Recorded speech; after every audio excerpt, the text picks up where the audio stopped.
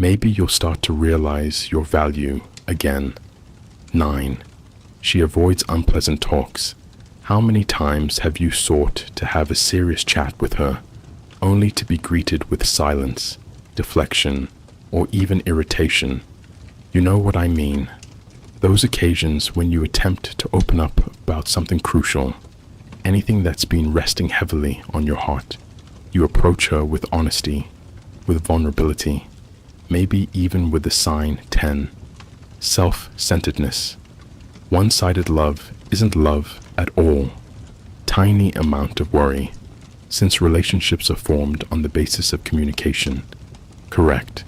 But instead of a calm adult talk, you get a change of topic, a hasty walk away, or worse, and fight that somehow swings everything back on you. So now you're stuck, feeling misunderstood, feeling like you're constantly the one who has to modify, but never have the opportunity to speak your thoughts. And every time you bring anything up that's been bugging you, she either shuts down or turns the talk into a war of wills. You end up feeling like you're pleading for attention, for understanding, for connection. You could even start doubting yourself. Is this all in my brain? Is this truly an issue? Or am I just overreaction? But let me tell you, this delaying hard talks doesn't make the issue vanish. It merely creates a wall between you. Now look back to when things were new between you two. The days when you'd stay up late chatting, discussed everything and nothing. Your dreams, her dreams, the anxieties you shared, the small oddities about each other that made you giggle, the profound chats about your past, your future, the what-ifs of life. It felt easy, didn't it? Talking about the difficult topics, knowing that even if you didn't agree on everything, you could still hear each other, still understand one another. Yet somewhere along the road, it faded now. Every time you need to be genuine, every time you try to address something unpleasant, suddenly it seems like you're confronting a wall, and it doesn't end there. When she avoids uncomfortable talks, she's not simply avoiding conflict. She's avoiding connection.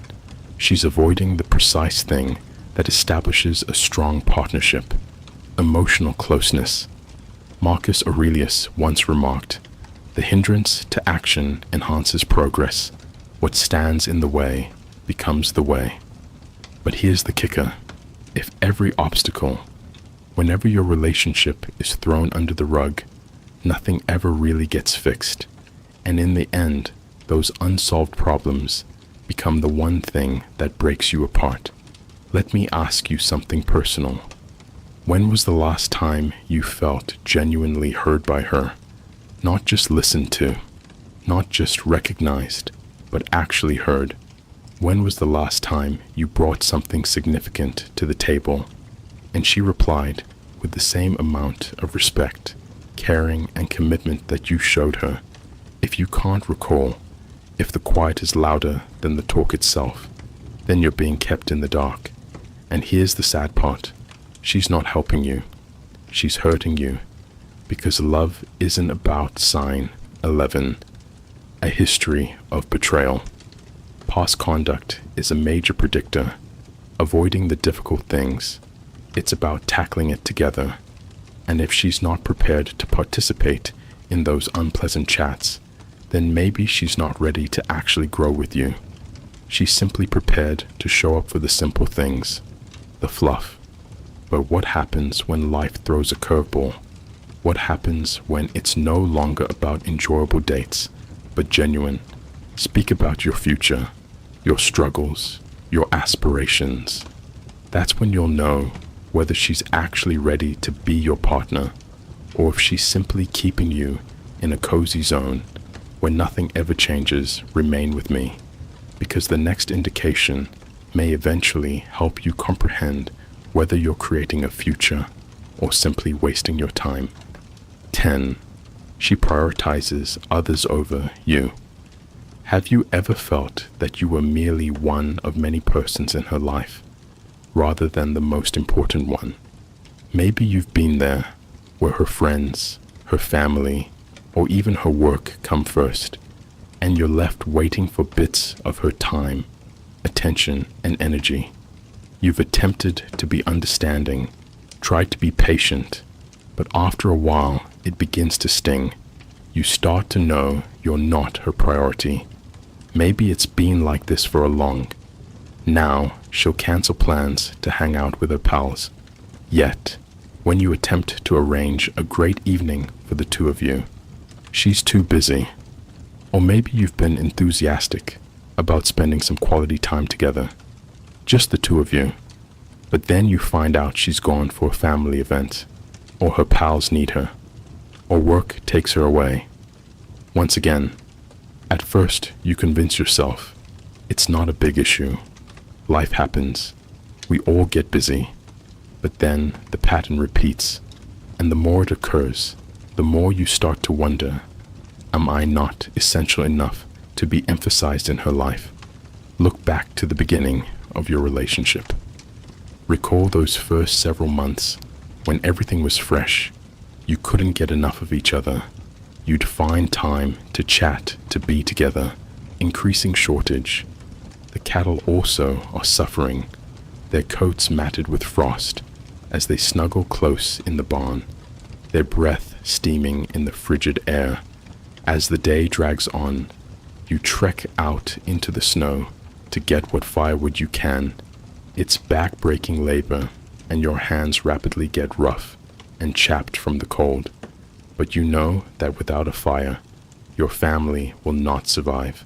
The night you think of your children, their little cheeks pinched with hunger and cold, and you push on.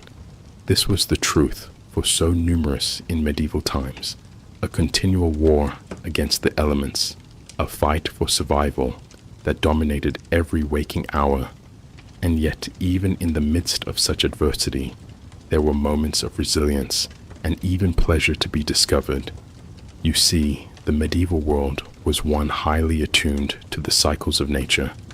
The changing of the seasons was marked not simply by changes in the weather, but by a complex tapestry of ceremonies and festivals. And so even in the depths of winter, there were glimmers of brightness to be discovered. One such beacon was the mid-winter feast of St. Stephen, held annually on December 26th. For a little while, the rigorous social hierarchies of medieval society were flipped on its head, with a peasant, or after, been named the ruler of misrule. For the day this blessed man would preside over a raucous celebration replete with food, drink, and revelry, a rare moment of luxury in an otherwise austere life, yet possibly the most lasting emblem of hope in the medieval cold, was the simple act of arriving united in a world where survival sometimes hinged on the strength of one's community. The links of family and relationship took on a deep significance image, if you will, a modest town nestled against the snow. The smoke from the chimneys mingles with the leaden sky, a glimmer of life. Among the bleak landscape inside the cottages, folks huddled together around the fire, exchanging tales and sharing what scant crumbs of food they had. There is a feeling of camaraderie here, a shared feeling of purpose in the face of tragedy. Neighbors struggle through the snow to check on each other, bringing additional fuel or a pot of stew to those in need amid the flickering firelight. Features are creased with exhaustion, but also with a silent resolve. They have survived winters past, and they will endure this one too. And thus, the long frigid months march on, the snow piling higher and the ice becoming thicker with each passing day, because even in the deepest depths of winter, there is a ray of optimism on the horizon for the people of medieval times. No, because no matter how severe the season, spring will come again. They looked for the first indications with a sharp and trained eye, the modest lengthening of the days, the softening of the ground under the snow, And when finally the thaw started, it was greeted with a pleasure and devotion that we can barely comprehend today. Plow. Monday marked the formal conclusion of the winter season, a day when work in the fields could resume afresh. The plows that had sat idle for so length were brought out and anointed in lavish rituals, a sign of the renewed cycle of life. Once the first furrows were carved into the dirt, there was a tangible feeling of relief and appreciation in the air. Life had been hard, indeed, extremely painful at times, but they had lasted through the long dark of winter, through the hunger and the cold and the knowing worry. The people of medieval Europe had clung loyal to the promise of spring. And now, as the country started to thaw, as young buds made their way towards the light that offered was fulfilled. It's a tenacity that is hard to imagine in our current day of convenience and comfort. The prospect of undergoing such unrelenting suffering, year after year, is nearly unfathomable. And yet, there is something incredibly humbling in the knowing that our predecessors accomplished precisely that. They confront the cruel truth of their life with a tenacity and fortitude that is nothing short of amazing. They found hope in the darkest of situations and pleasure in the simplest of things, and in doing so, they bequeathed us a heritage of resilience that reverberate down through the ages. So the next time you feel yourself shivering on a chilly winter's day, take a minute to remember those who came before, recall their difficulties and their achievements, their pain and their pleasure, and above all remember the strong human spirit that sustained them through even the harshest of winters, because in the conclusion, that is arguably the biggest lesson we can draw from the medieval era, that no matter how black the night or how cold the wind, the promise of spring is always waiting just around the corner. And with that wonderful listener, we arrive to the conclusion of our voyage through the severe winters of medieval Europe. I hope that these stories of suffering and resilience have given a fresh perspective to your personal experiences of the season. May you always find warmth, taking comfort in the links of family and community, just as our forefathers did so, long past, and may the hope of spring brighten your path through even the coldest of evenings. Thank you for visiting me on this warm nook of history. And recall, if you loved our time together tonight, I'd appreciate it if you'd subscribe and share these stories with a buddy. There are so many more intriguing tales to discover together, but for now, I'll wish you a fond good night. Keep warm, remain safe, and I'll meet you next time for another adventure into the past. Lovely dreams, as the severe circumstances of cold strengthened their icy hold on medieval civilization. Even the most wealthy were not immune to the season's brutal attack. Amid drafty, archaic fortresses, ill-equipped for the 4 months, royal houses had a hard battle in staving off the bitter cold and keeping the court sufficiently equipped. The logistics of sustaining a royal home during winter required nothing short of astonishing huge volumes of firewood needed to be stored to feed the roaring hearths that supplied the sole source of heat. The culinary crew labored endlessly to preserve meats, grains, and vegetables that would support the court through the lengthy, lean months when new fare was scarce. Servitors hurried to seal every crevice, each gap to keep out the creeping frost. Yet even the most thorough precautions frequently proved inadequate, battling winter's unrelenting attack. In one especially terrifying story, the medieval queen is reported to have tragically died of exposure behind her own royal walls, according to chroniclers. Queen Elizabeth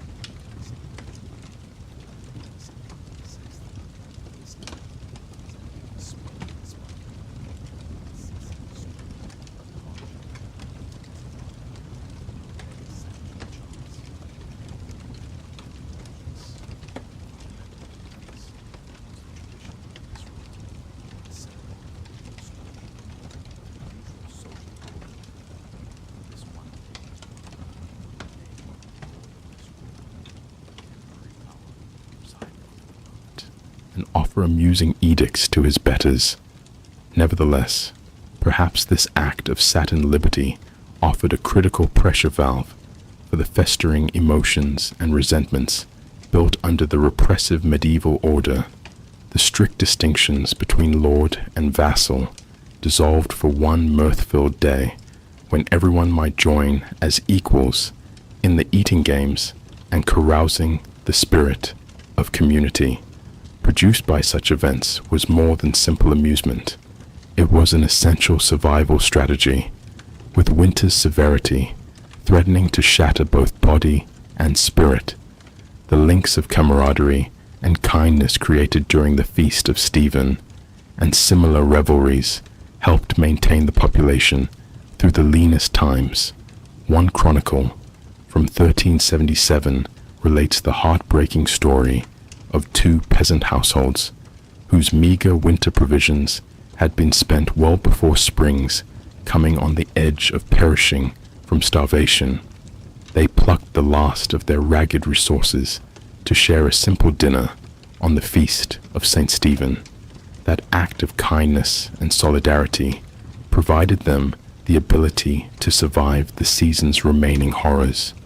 Such deeds of compassion constituted the very marrow of medieval civilization.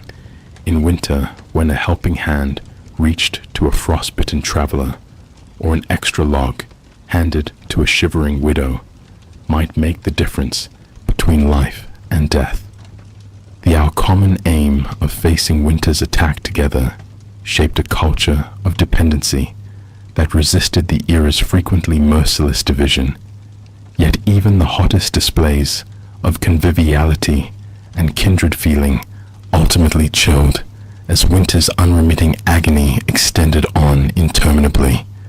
The Feast of Stephen was simply a little flare of brightness and levity among the frigid darkness, a tiny break before the dreary grind of January, February, and March, when stock's depleted tummies hungered and the coal crept past the most scrupulously stoked fire.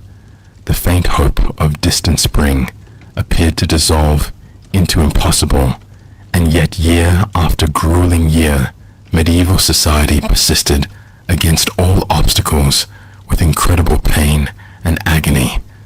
They clung to life, sustained by the tenacity, fortitude, and brotherhood formed in winter's unsparing crucible. As the country lay asleep and the sun receded, they nevertheless found within themselves the fortitude to continue on. One can only image the rush of tremendous relief and delight that greeted the first tentative hints of winter's departure. The small softening of the chilly air, the progressive lengthening of daylight, the optimistic trickle of icicles succumbing to the sun's strong beams after months of relentless struggling, the sight of the season's earliest failed struggles against the powers of light and life must have looked nothing short of amazing for the battle-weary tillers of the ground. No day was more welcome than plough. Monday, the traditional start of the agricultural year, happening on the first Monday, following Epiphany in early January, it indicated the ground's oncoming thawing and reawakening, albeit the deepest rigors of winter had yet to totally escape their strangling grasp. The customary preparations of plough. Monday supplied a palpable sign of optimism, a guarantee of winter's eventual loosening and spring's return. One may see a mosaic of wrinkled fields gently rising from the fading snows and frosts, the freshly harnessed draft teams bending toward the first tentative overturning of the chilly clouds, with each sod upended to welcome the increasing sun. Medieval man delivered another blow to winter's fading authority and declared his dogged tenacity in the face of nature's caprice. We, in the contemporary world, with our central heat and electric blankets, our well-towed larders and robust, you can barely grasp the great endurance necessary to survive the relentless violence of a medieval winter. If the season's impositions appear intimidating to us now, from the comfortable remove, in our temperature-controlled bubbles, how incomprehensible must true winter suffering be. And yet, when we whine about the tiny inconveniences like a delayed trip, with a rain-snarled commute, maybe we would do well to think on the relentless agony endured by our imagine throughout those lengthy, frigid months, what reservoirs of grit and toughness they were compelled to rely upon year after grueling year, merely to survive their capacity to eke out moments of joy and togetherness amid such persistent poverty appears virtually superhuman to contemporary sensibilities, that they not only weathered winter's devastation, but managed to discover slivers of light in the all-encompassing darkness, is a monument to the indomitable spirit that slumbers inside us, all ready to be awoken by hardship's trumpet cry. So the next time we feel our contemporary discontents beginning to irritate, maybe we would do well to turn our thoughts back to the chilly plights of our forebears in commemoration of those who came before. Let us seize the chance to draw into our own untapped sources of grit and forbearance, and as we burrow happily into our warm beds, let us give a remembrance for all those who battled winter's hard siege, equipped only with the weapons of will camaraderie and everlasting hope, when the new year dawned and as Monday celebrations faded into memory. Medieval life returned back into its normal winter pattern. Short freezing days and lengthy icy nights were the trademarks of the season. The privileged withdrew to the inadequate warmth of smoky hovels and draughty manors. For the less fortunate, cold means a continual war against the elements, only to survive. One of the greatest winter challenges was the ever-present worry of infection in the tight and unclean living circumstances of the period. Sickness may spread like wildfire. The common cold was an unusual discomfort, leaving patients red-nosed and fuzzy-eyed, but much more dangerous ailments also haunted the public. Influenza was a formidable opponent, taking out young and elderly. Same with its typical fever chills and pains in an era without vaccinations or effective treatments. Flu. Epidemics might kill whole areas. The winter of 1557 was unusually severe, with a virulent strain of influenza spreading over Europe in Paris alone. Almost 10,000 individuals died. Pneumonia was another sneaky murderer, preying on those weaker by hunger or other diseases. The winter dampness crept into the lungs, causing them to fill with moisture until the victim effectively drowned. Cramped living areas offered the ideal breeding habitat for pneumonia to run wild.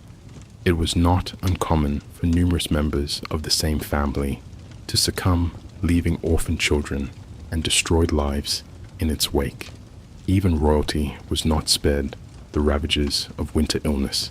In reality, disease can spread much more swiftly at castles and courts, owing to the continual movement of people in and out. A visiting dignitary or pilgrim can unwittingly carry pestilence along with their entourage. Henry VIII lost his beloved wife Jane Seymour to postnatal problems, presumably aggravated by the inadequate hygiene standards of the age. Youngsters were possibly the most susceptible of any adverse, weather-meager rations and filthy circumstances combined to make winter a particularly perilous period, for the newborn children born in the chilly months had an extremely dangerous start to life in London. In the 1500s, roughly half of all children did not live to see their 5th birthday. One sad tradition of the period says volumes, the habit of bone. It included tying a black ribbon on the hand of a very sick newborn, should the infant die away. This ribbon might subsequently be used to bind their burial shroud, a mournful reminder of winter's fatal toll on the most innocent, with danger lurking both outside the house and inside. Winter was a time to batten down the hatches and hope for survival. For those with restricted resources, even the simplest amenities of shelter, food, and warmth could not be taken for granted. The frigid grip of winter poverty was merciless and pitiless. Firewood was a valuable commodity with stringent rules. With the collection of fallen logs from forests, a peasant family may cluster over a makeshift fire of dried dung and straw, straining to squeeze out any weak warmth. Trembling cattle shared little heat. They had their breath steaming in the chilly air. Food supplies reduced to a limited diet of salted beef, dehydrated peas, and coarse bread. The full harvest richness was a distant memory, and the first shy greenery of spring was still months away. Searching for winter nourishment required exploring the austere terrain for robust fare like nettles, garlic, and mushrooms. The lack of fresh veggies in winter produced for some rather dismal supper pots.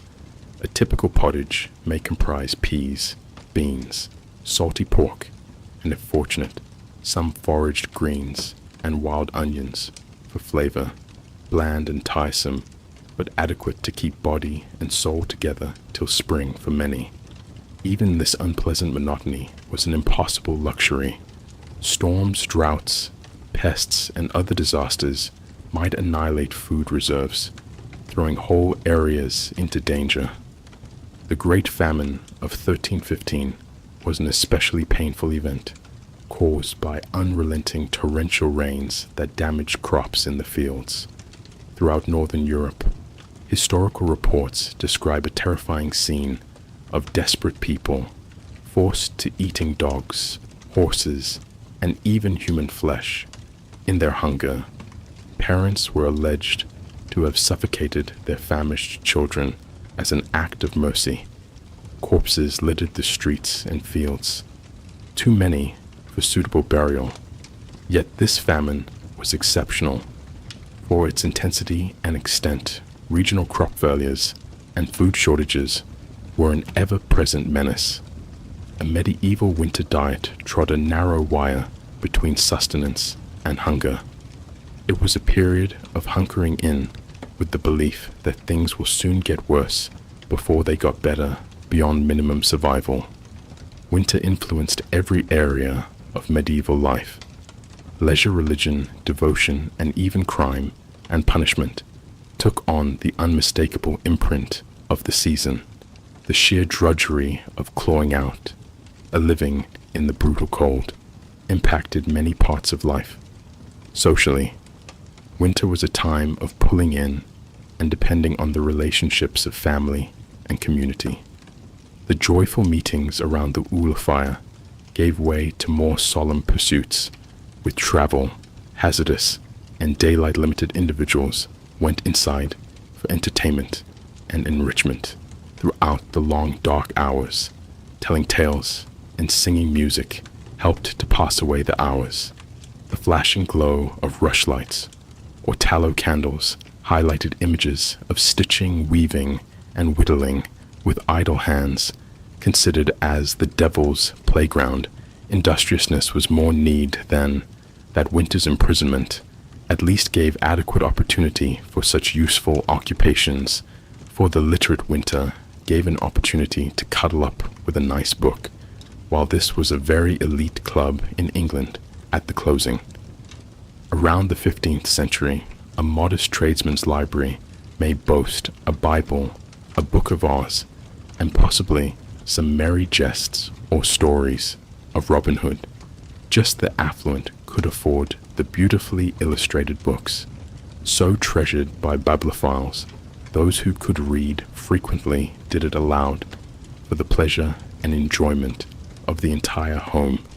Winter was a season for sharing cherished tales about strong knights, canny tricksters, and star-crossed lovers. The Kiowa tales of King Arthur and his court, constant favorites, their complicated stories and lofty ideas aiming to transcend listeners far beyond the narrow confines of their winter shelter. Fewer healthy entertainments may assist to brighten up the boredom of winter days. Playing with dice was a favorite hobby, frequently leading to heated tempers and empty purses.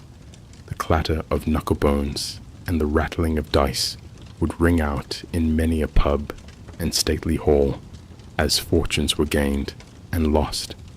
Alcohol was another typical winter distraction, the fermented pleasures of ale, mead and wine helping to strengthen both body temperature and drinks.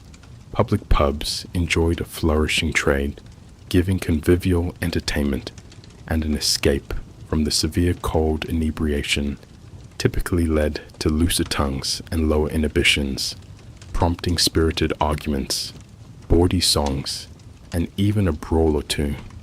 The short, dark days of winter also suited themselves to silent thought and spiritual reflection.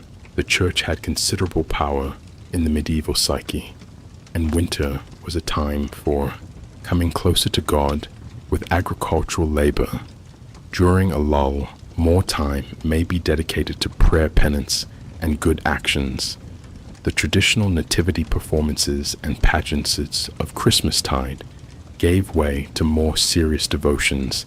As winter intensified, the faithful could conduct pilgrimages to sacred destinations, enduring the severe circumstances as a demonstration of their passion and devotion.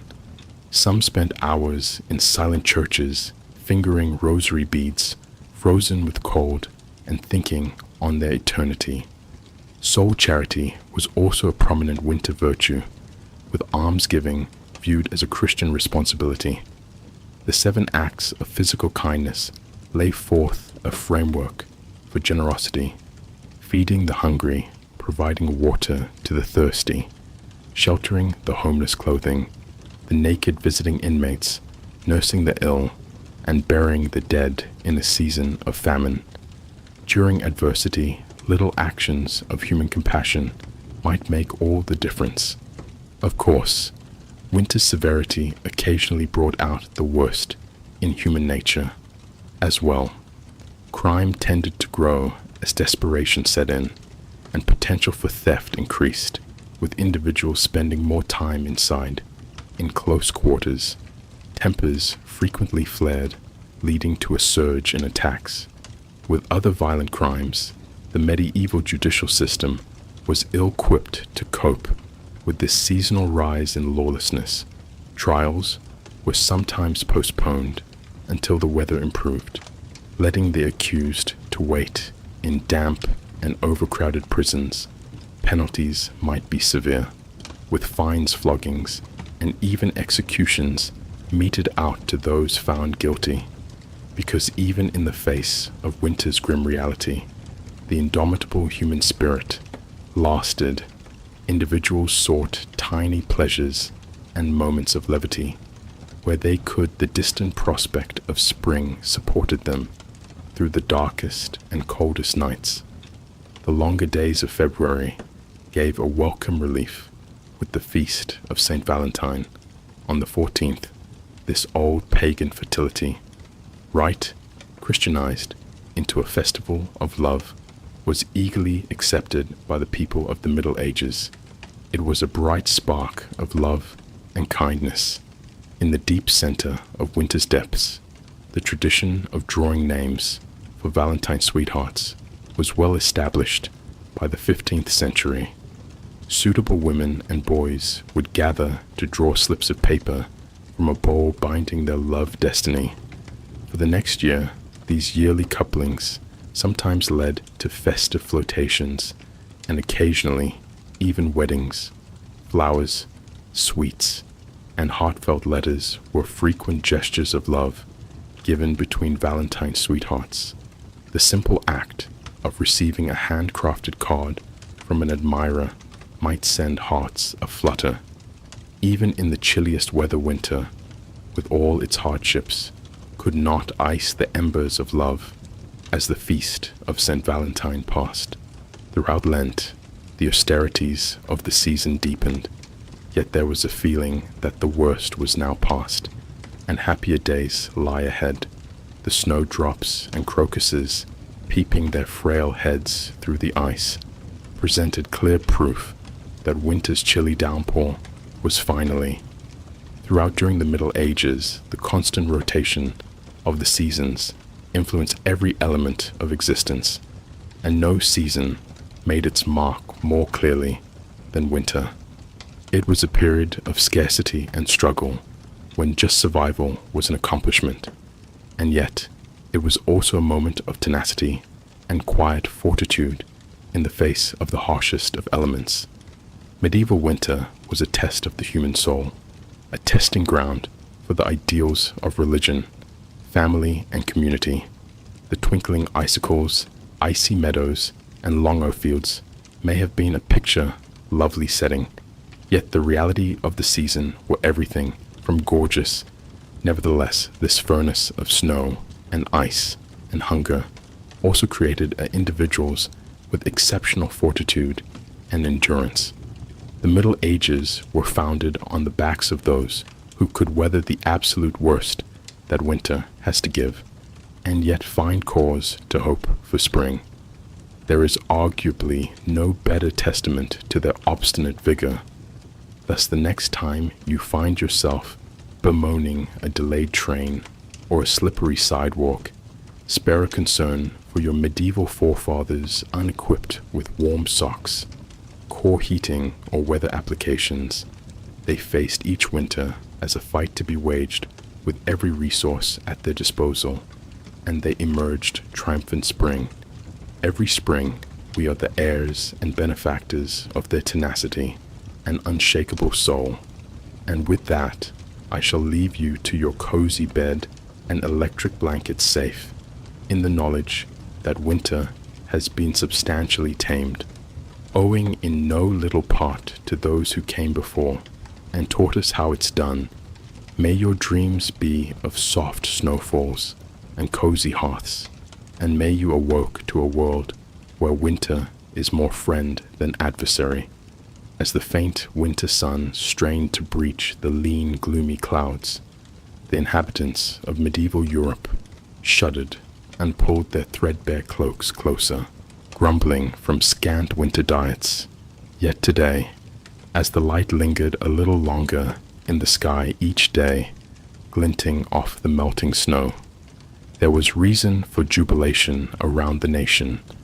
Individuals emerged from their winter cocoons, blinking in the brilliant spring light, bears staggering out from hibernation. Youngsters came out of their houses, relishing at the feel of fresh winds on their cheeks, instead of the searing sting of wintry wind. With exuberant joy, they dashed across the squelching muck, gazing at the first courageous crocuses thrusting their petals through the thawing dirt. Across the fields, farmers excitedly anticipated Plough Monday, the customary start of the every year. Coming on the first Monday following Epiphany, it commemorated the time when the earth had softened sufficiently for ploughing to commence draft horses, and oxen would be attached to ploughs and paraded through the local streets, decked up with garlands. With brilliantly colorful ribbons, church bells rang gleefully as the having passed a joyous start to the blooming season. Ahead, there was a tangible feeling of relief as chimneys blazed with smoke, once more, no longer blocked with snow and ice. The fear of frostbite and disease vanished along with the snowbanks, cheeks furrowed with care from the pressures of winter survival, now crinkled into optimistic grins. Instead, soon colorful spring and summer vegetables would replace the dull preserved graw and hard cheese that had barely carried them through the long dark months. It's probably impossible for us to comprehend from our present vantage point exactly how crucial this seasonal transition was.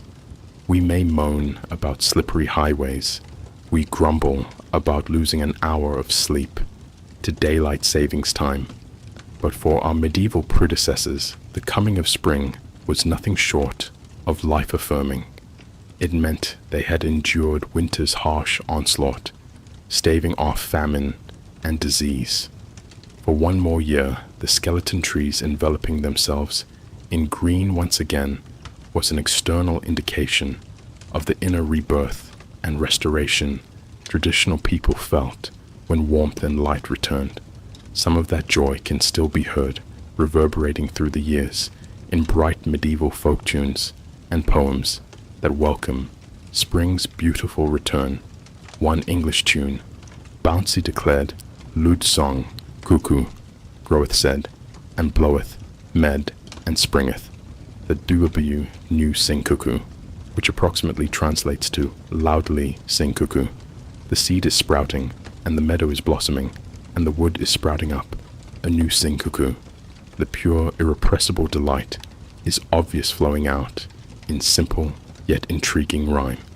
So let us take a minute to admire the enormous fortitude, endurance, and joy for life shown by our medieval forebears through the worst hardships possible.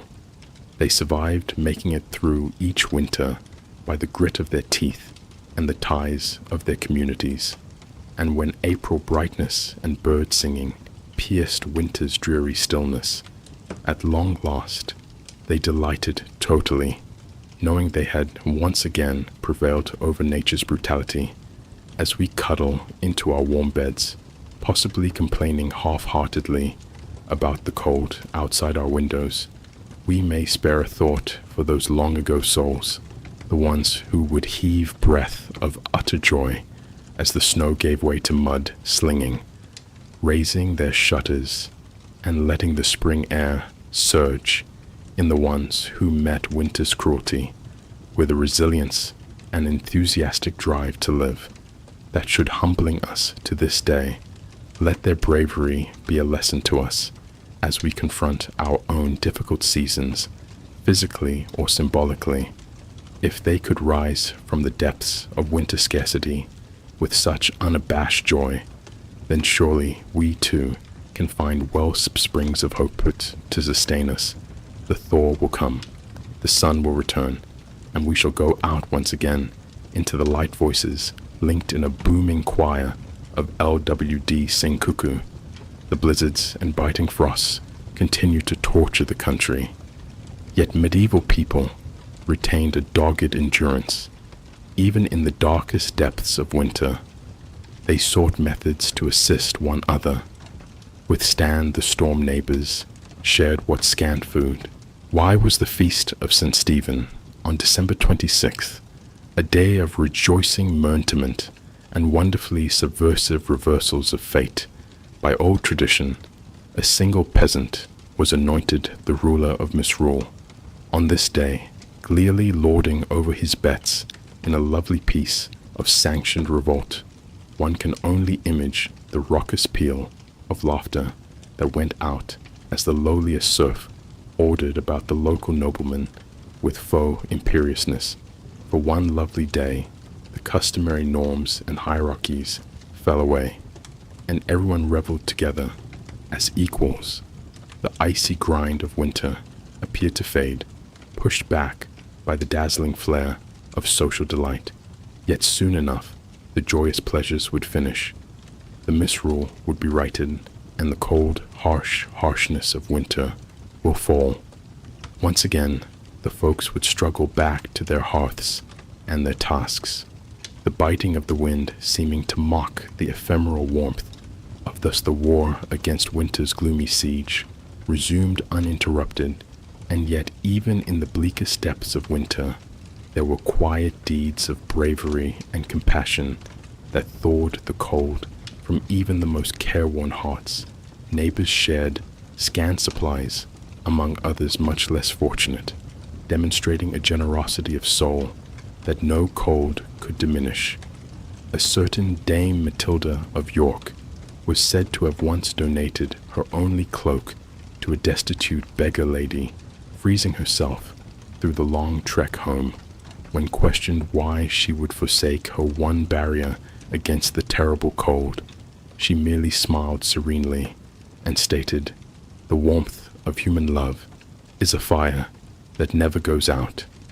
Such selflessness, such dignity of spirit was the hidden weapon with which the medieval people prepared themselves against winter's merciless onslaught.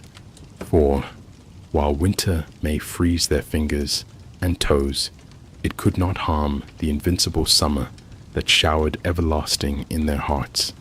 And so they survived, they persisted, they prevailed in their own way. Over the toughest of seasons, the first green blossoms of spring were more than simply a pleasant sight.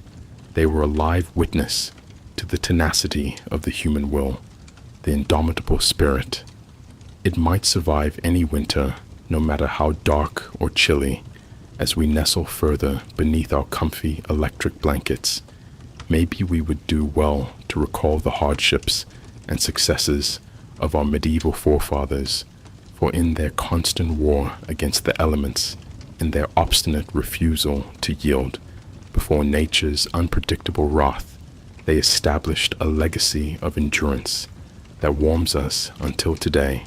The bitter winds of winter may still groan outside our windows, but we may gain comfort from the knowledge that if they could withstand the terrible winter with little but a coat and their insatiable human spirit, well, then certainly we can survive till spring comes.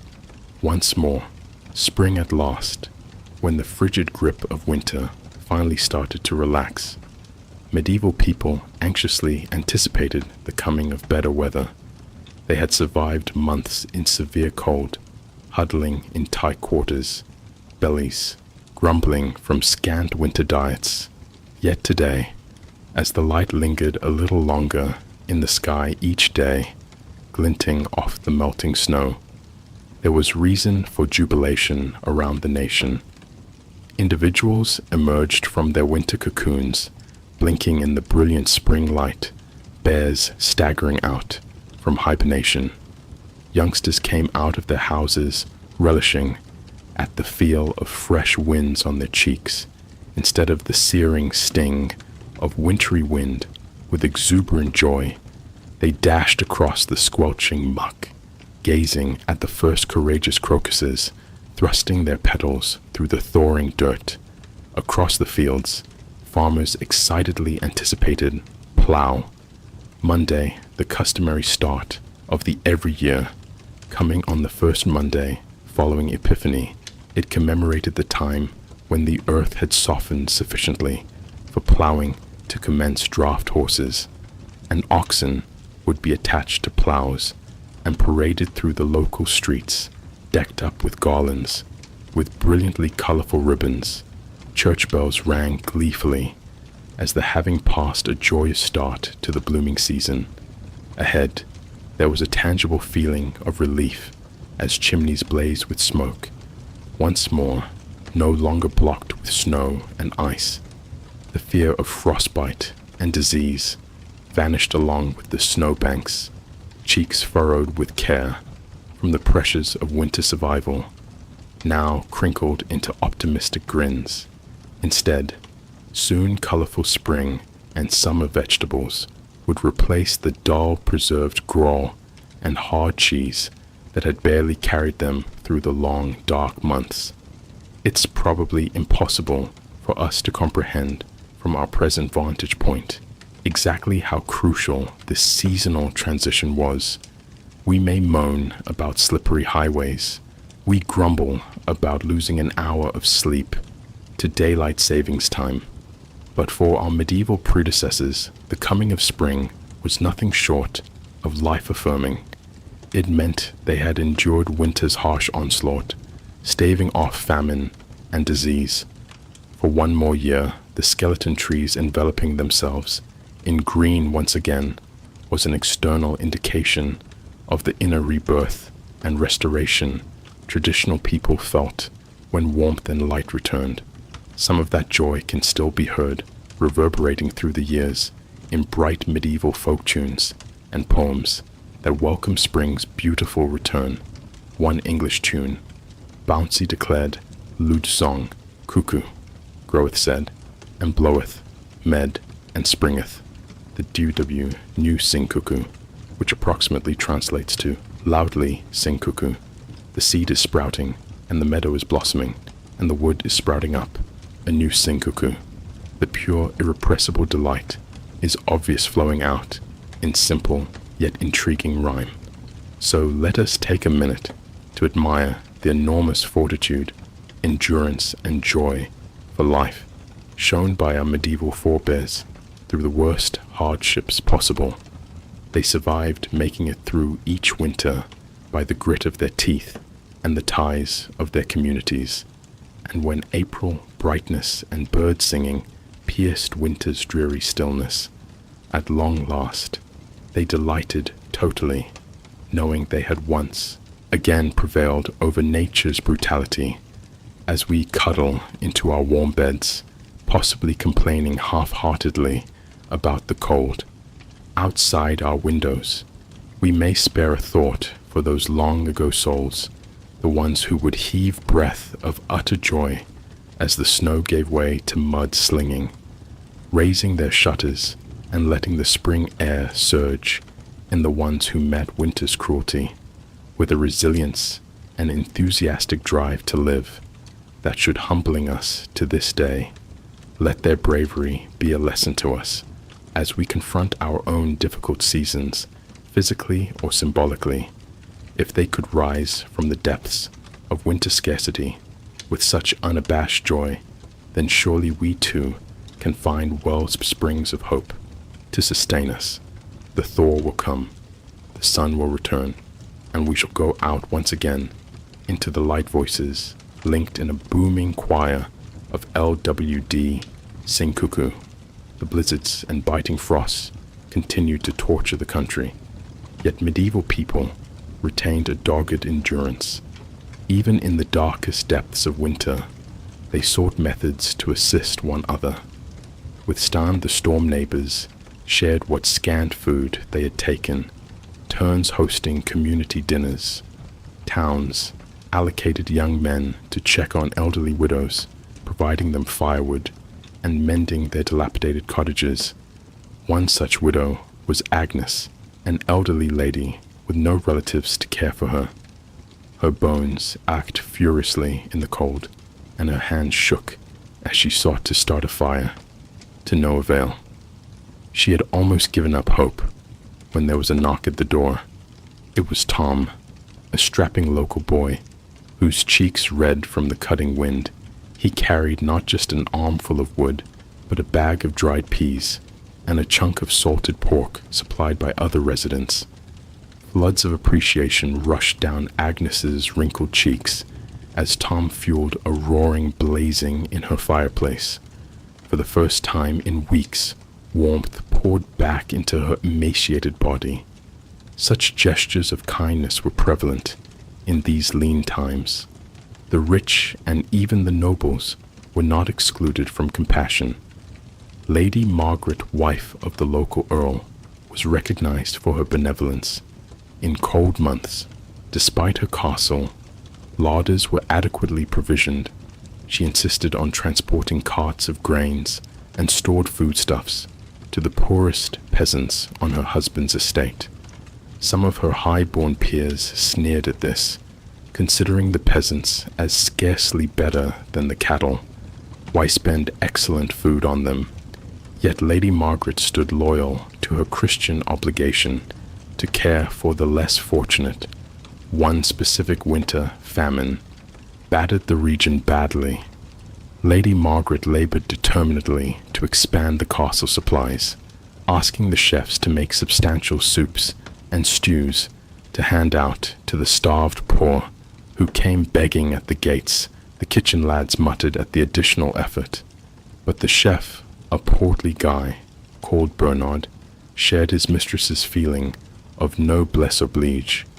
He pushed himself into the work, bulking out the soup with every single turnip and potato in the basement.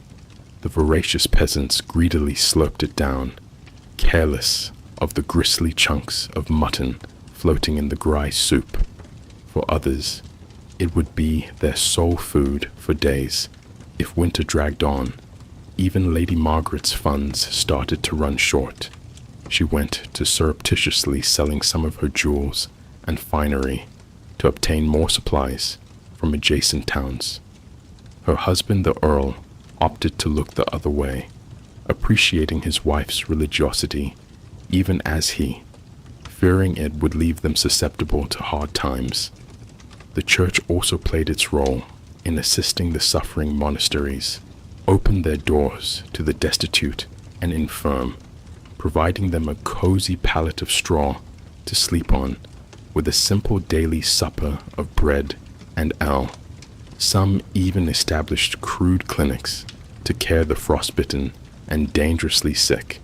The monks viewed it as their spiritual duty, a method to mimic the selfless kindness of Christ.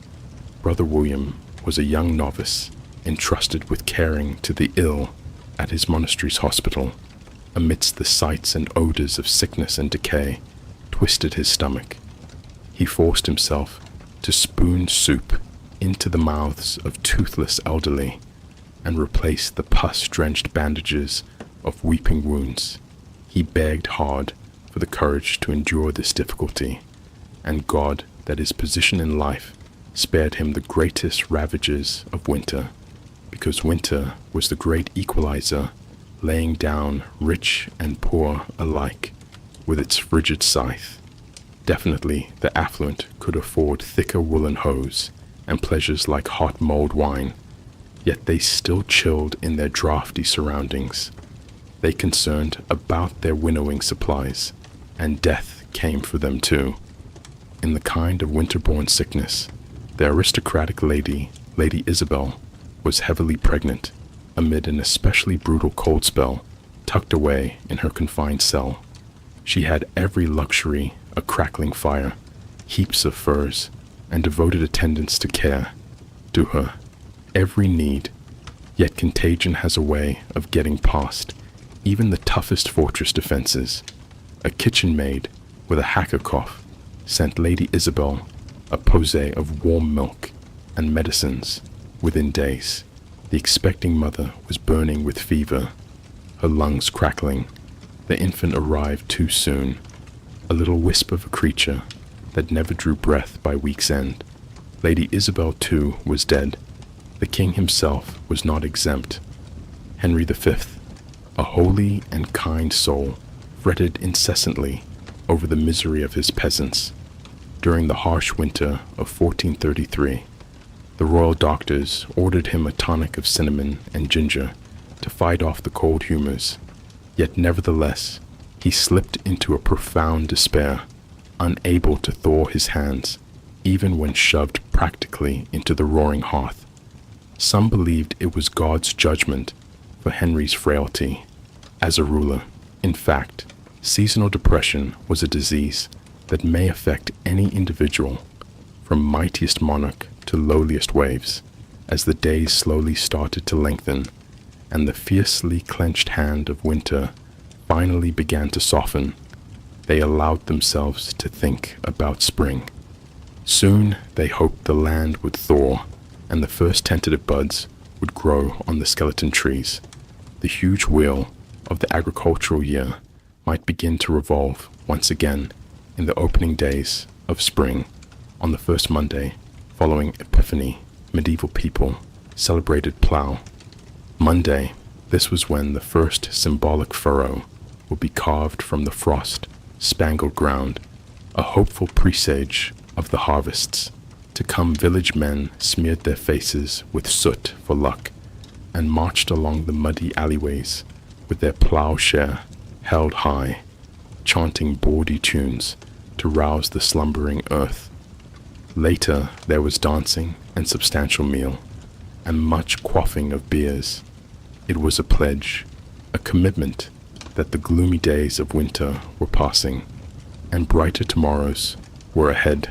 The same everlasting loop played out at all levels of society. In the stately halls of dukes and countesses, minstrels struck up a cheerful melody, and couples erupted into a spirited carol dance, overflowing with the joy of a new year. The king prepared a spectacular feast for his court, the tables loaded with delights like roast swan and March agony sweets. Even the poor peasant Giles and his brood felt a weight removed from their shoulders as they headed out to their simple, the Giles grasping the sack of priceless stored seed that indicated a future. With full bellies, the unhappy widow, Agnes, who had been pounding on death's door, found herself stirring a seething pot of pottage, whistling tunelessly. She had made it through winter's gauntlet to see another spring dawn. Glory be to God. Winter was hard. There was no escape that fact. It brought with it a myriad of afflictions and tribulations, from hunger to bone, numbing cold, to the continual prospect of death and sickness. Yet it was also a moment when the genuine tenacity and community spirit of medieval people shined while peering into the abyss of winter bleakness. They replied with kindness, with fortitude, and even with rebellious delight. They recognized that winter was an inevitable part of the vast cycle of life, and the only way to fight the cold was to bunker down and suffer it together. So as you cuddle under your comfy duvet, maybe whining about the high heating cost, or wiping a piece of ice off your windshield, give a thought for your medieval forefathers. Reflect on how they survived winter after winter in a world before electric blankets, central heating, and supermarket delivery at the push of a button. Though our current winter concerns may seem all-consuming in the time, but pale in compared to what medievals experienced each year, and maybe we might draw a lesson from them, that empathy, compassion, and an irrepressible optimism for spring are the best strategies to endure the adversities life throws our way. Whether it be a polar vortex or a pandemic, let us all embrace the approaching spring with a full and thankful heart, knowing that however deep the snow piles, it will ultimately succumb to the warming sun. The severity of cold simply makes the flowering of spring all the sweeter, and thus, as a medieval monarch could say, let us winter courageously, so that we may spring everlasting. Frost crackles underfoot as you trek through snowdrifts, breath clouding in the frigid air. Icicles glisten with the dim sunshine falling from the eaves of Woolley and Daub cottages. The village sits silent and motionless, hunkered against winter's attack. This is what winter looked like for most of our medieval predecessors, not the comfortable pictures we envisage of festive feasts in warm castles decorated with holly and bursting with music and fun. No, for the great majority, winter was a moment of bone-chilling cold, gnawing hunger, and brutal survival. The prospect of winter starvation was never far away. With crops withering and cattle scarce, putting food on the table became a regular fight. Grain, stocks decreased, and bitter herbs and shriveled turnips were suddenly all that stood between a family and famine. One extremely harsh winter in 1315, a medieval Englishman's crop fell short by a third, owing to storms and severe temperatures. The desperate serfs were forced to chewing the straw roofing off their shelters and scorching the leather off their shoes, all the while still obliged to struggle, for their ambitious, severe malnutrition decreased the body's defenses against winter maladies. The common cold might soon turn into life-threatening pneumonia or bronchitis influenza, cut through communities like a scythe, felling young and old alike as they shivered in their tattered shelters, their teeth chattering. Medieval peasants snuggled close against the weather, crowding into the relative warmth of shuttered dwellings. However, This close-quartered comfort comes at a cost. The stagnant, smoky air, ripe with the stink of unwashed people, decomposing chamber pots, and unclean rushes, was a breeding place for sickness in one 14th century Suffolk household. 13 family members, from grandparents to newborns, in arms, coupled with their skinny hens and mangy dogs, trapped together in a single little smokehouse. All winter. It's fantastic. If any emerged alive come spring. Illness was not the only threat looming amid the long dark evenings. Flames were a continuous concern in crowded wooden cities and communities. One misguided spark might soon develop into a ferocious firestorm, hungrily consuming densely crowded structures and snuffing out life. The Great Fire of London in 1212 began on a cool November night, swiftly racing across the city's tight roads as water froze in the pipes, an estimated 3,000 huddling. Londoners died in the fires, and many more were left homeless. In winter's ice grip, navigation was extremely dangerous in these freezing months. Roadways deteriorated into muddy quagmires as blizzards hid the journey with blinding snowfall. With daylight, limited passengers feared being lost and losing their way, tripping from the walk to a frozen tomb. In 1311, the English Queen Isabella set off from Canterbury for London. As the winter darkness grew, with the shorter day her group missed the path. They walked hopelessly till the early hours as the pregnant queen cried copiously in dread and fatigue. Winter's attack was no less harsh, for working animals, horses and oxmen, became thin and frail on meager winter feed. Their laborious breaths smoked in the frigid air as they lugged wood and loads through knee-deep snow, frostbite blackened extremities and frost-damaged hooves and wheel spokes alike. But even amid the gloomy depths of winter, medieval folk discovered slivers of light. The feast of St. Stephen, or Boxing Day, as we know it now, was a day of compassion and kindness. Alms boxes at churches overflowing with donations for the destitute, while lords served substantial dinners to cold and hungry tenants. The lord of misrule. Custom provided a flare of rebellious joy. To the darkest days, a humble peasant jester or deacon would be anointed king and rule over joyful rebels defined by drunkenness role reversals and mischief. A momentary upending of the established order. Despite the privations and perils, medieval winters offered hope. Somehow survived, etched in frigid breaths, and no likely murmured as passionate prayers. Hope that the weak and ill would survive, that food would last until spring, that light and warmth would vanquish the confining cold once again. So this winter, when you whine about shoveling the driveway, grumble at the thermostat, or become chilly, waiting for the bus, give a thought for those who come before us. Our medieval forefathers confront the tremendous job of survival, winter after winter, with few of the luxuries we take for granted. Their calm bravery in the face of winter's severity is possibly the biggest lesson they have to offer us. Despite we may never know most of their names or stories, we can comprehend the depth of their trials and find encouragement in their resilience that got them through to brighter days. The severe cold persisted.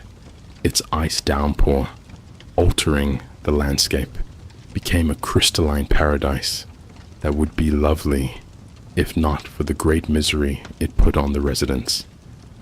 On the land, the snow poured relentlessly from the ash-gray sky, blanketing the countryside amid a stifling white shroud.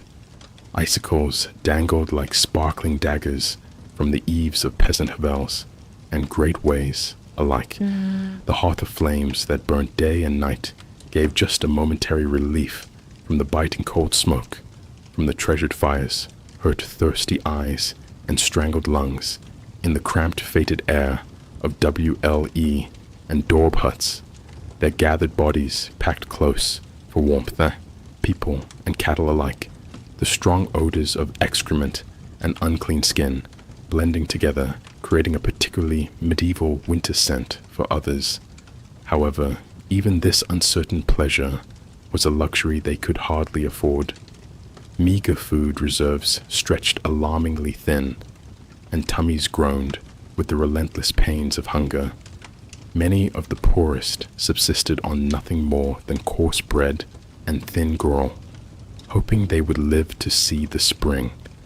The threat of starvation remained in every dwelling, from poor serf to high lord. None could escape winter's lethal grip, not even those who donned crowns in draughty stone fortress that seemed to absorb the cold and exhale an unyielding damp.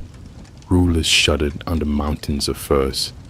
Royal residences needed large quantities of fuel and provender to ride out the long winter months. Woe to the kingdom whose ruler forgot to arrange ahead. According to one tale, a medieval Bohemian princess died from the cold in her bedchamber. Her tragedy, an unsettling reminder that riches and prestige afforded only partial shelter from the elements, but for a peasant family, the death of a loved one, to winter's chilly scythe, was all too regular an event, as brutal as it was predictable sickness, added to the season's huge death toll. Agues and fevers spread like wildfire among populations debilitated by starvation and close quarters. The stale, smoky air of hovels and the pervasive dirt made the lungs more prone to infection. Medieval doctors, their ineffective therapies frequently rely more in mysticism than science could do. Little the roads difficult, with snowdrifts and thick ice, aggravated the winter's troubles. Only the desperate or the brave ventured far from the modest comfort of their houses. In the darkest months, travel for any distance was an agony to be attempted. At one's danger, peddlers' carts lay idle, depriving solitary communities of vital products. Tithes and taxes went uncollected to the vexation of legislords and clergy, and woe to the army that had to launch a war over snow-blocked highways, their supply cables stretched to and frayed in the freezing weather.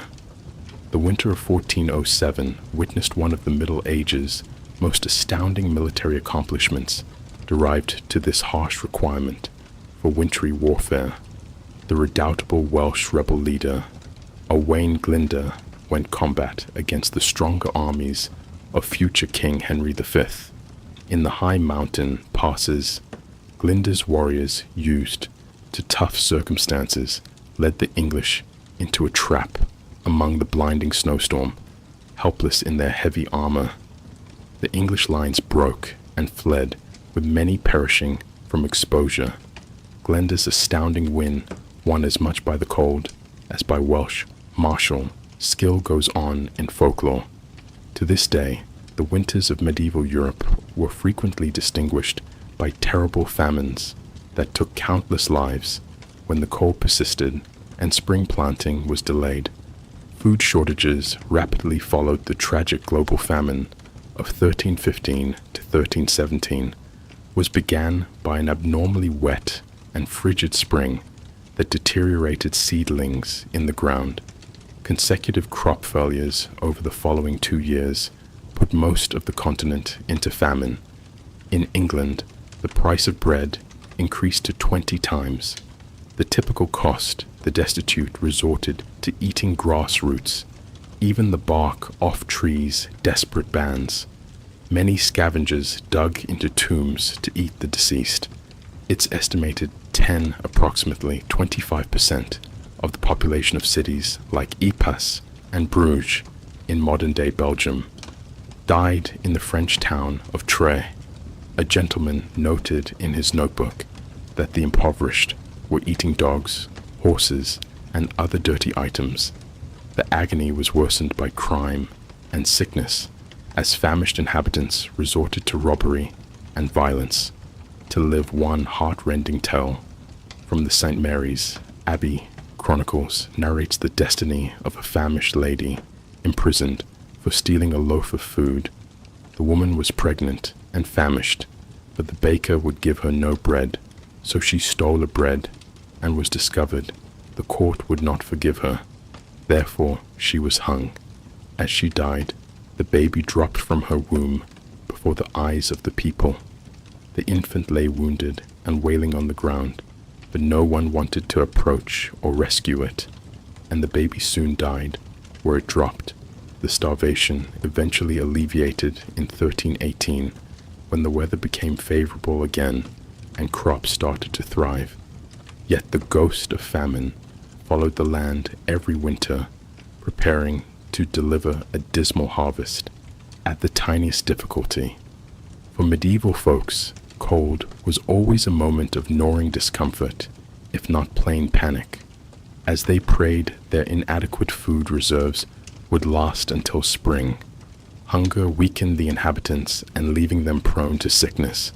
The cramped, unclean living conditions during winter led to frequent outbreaks of diseases, including influenza dysentery and pneumonia. Respiratory ailments notably took a terrible toll, caused by coughing in filthy, smoky air as individuals crowded around flames. Anything as simple as a winter cold might suddenly become dangerous. In the Middle Ages, even the physicians of the times were of little aid. Depending on questionable procedures include bleeding and purging with laxatives to restore the equilibrium of a patient's humors. The Emperor Charlemagne reputedly died of pleurisy in the severe winter of 814 after his physicians treated him with puces and unguents to no avail. Numerous historians say the Black Disease of the 14th century spread so swiftly because famished individuals packed together in winter quarters had no protection to the plague. The 1348 to 1349 pandemic killed a startling 30 to 60% of Europe's population. One tragic narrative comes from Pistoia, Italy, where a guy called Sir Luca wrote to his brother Franceschino, portraying the catastrophe. "I am sick at heart and can scarcely force myself to write for things. Here, go from terrible to worse. Many are dead, and many more are dying. Stores are closed, pubs desolate. One walks along streets without encountering a person. Oceans of sadness resound from places where death has struck. The odor of decay rises from numerous graves. I dread our city may soon be bereft of life. Totally. I beseech you, remain where you are and pray for us unceasingly." When the epidemic raged, whole towns were wiped away.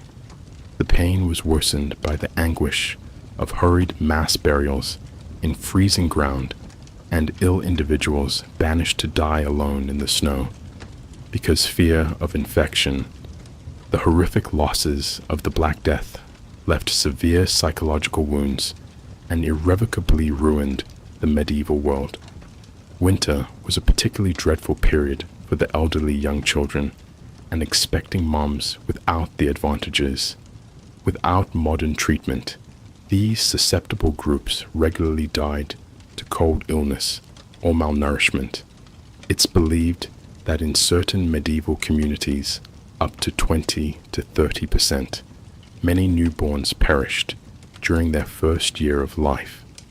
Many during the hard winter months, difficulties of pregnancy and childbirth, aggravated by poor nutrition and cold weather, claimed the lives of numerous moms and newborns.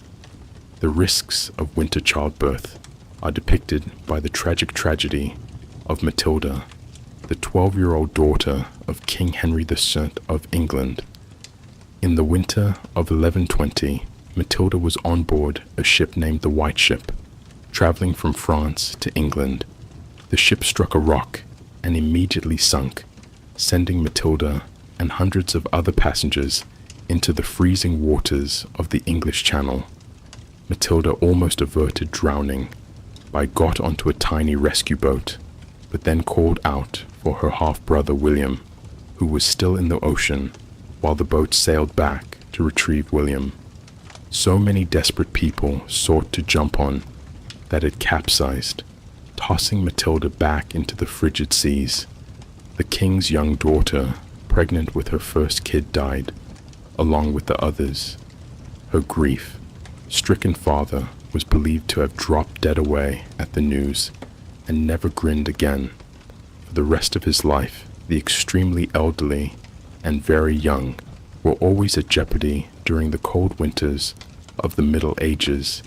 If they managed to escape sickness and famine, they yet could freeze to death in their sleep. The medieval ballad Sergen and the Green Knight gives a frightening, no pun intended portrayal of the aging King Arthur trembling under his robes in a draughty castle hall, so frigid his teeth chattered as he talked without the insulating ice covers and glaciers we have today. Winters in the Middle Ages were marked by violent snowstorms and destructive floods. In 1216, King John of England reputedly lost the royal jewels while crossing a marshy location in East Anglia called the Wash, escaping foes. In revolt opposing his reign, John's luggage train was swallowed up by a rising high wave pushed up by severe gales. The king reputedly escaped by the skin of his teeth, but his loot includes beautiful jeweled crowns and scepters went beneath the swirling seas, never to be seen again. John died of dysentery a few days later, a shattered man. Some historians view the loss of the crown jewels was the last blow that took an ill John to his tomb. Cold storms frequently spelled tragedy for coastal areas pummeled by hurricane-force winds and large seas. The Anglo-Saxon Chronicle describes a devastating flood that ravaged England in 1099 on St. Martin's Day. The 11th of November came a large sea surge along the length of this country and overran it so far as no one knew that it ever did before, and flooded numerous villages and a huge number of people. Another North Sea flood on January 16th, 1219, fully inundated the low-lying Netherlands, killing over 50,000 humans in a period with no early warning systems or emergency shelters. The people was fully at the whim of the weather. All medieval folk could do was pray for salvation. When freezing floods swelled and the wind howled like the very hounds of hell outside their flimsy houses, severe winters also prompted a rise in flames as people did all they could to stay warm. The Anglo-Saxon Chronicle again delivers a frightening story of a tragic London wildfire.